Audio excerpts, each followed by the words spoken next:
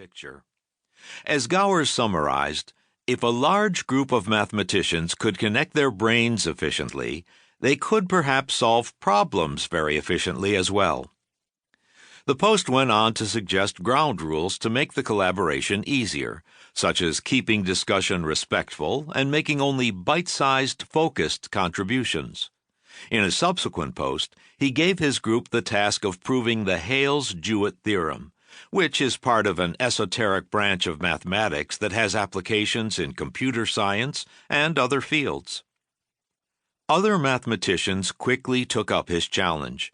Within 7 hours after Gowers put up his blog post, the first comment was made by Joseph Solomosi, a mathematician at the University of British Columbia.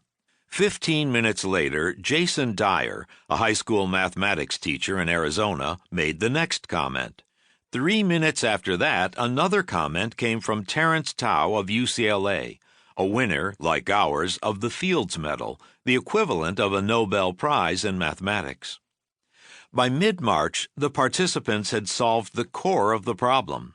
By the end of May, there had been over 1,500 comments in which 39 different people made substantive contributions.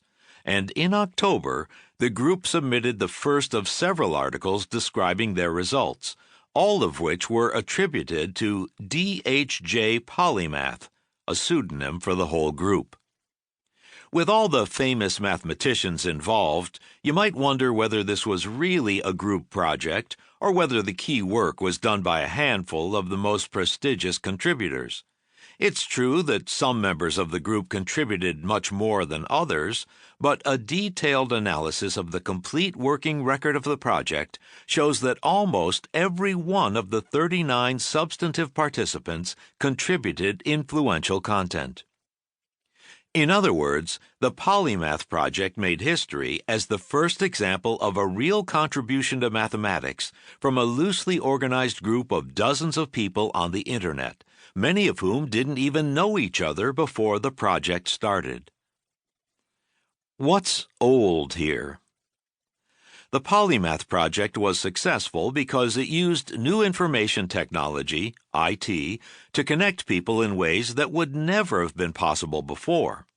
We'll see many more such stories in this book, vast online groups creating an encyclopedia, Wikipedia, solving difficult scientific problems, Foldit, entertaining each other with gossip, Facebook, and responding to humanitarian disasters like hurricanes, Ushahidi.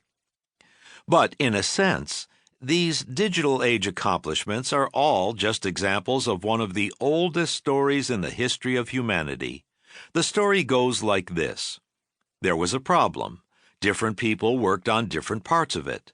Together, the group solved the problem better than any of the individuals could have solved it alone.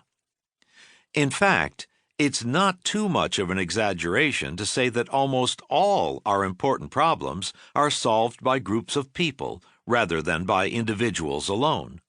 For instance, it may be common shorthand to say that Steve Jobs created the iPhone, but of course the iPhone was really designed and made by thousands of people all over the world, who in turn built upon a vast edifice of technological inventions that came before them. Even making the turkey sandwich I had for lunch today required hundreds of people to grow, transport, and prepare the meat, bread, lettuce, mustard, and other ingredients. Compared to simple problems like these, trying to solve big societal problems like what to do about climate change, crime, war, poverty, healthcare, and education is far more complex and requires far more people. One name for the ability to solve problems well is intelligence, and we usually think of intelligence as something that individuals have. But as all these examples make obvious, intelligence, in the sense of solving problems well, is something that groups can have too. We'll call the intelligence of groups collective intelligence. And this book is the story of that ubiquitous but often invisible kind of intelligence. We'll see that it was the collective intelligence of human groups, not the intelligence of individual humans, that first differentiated.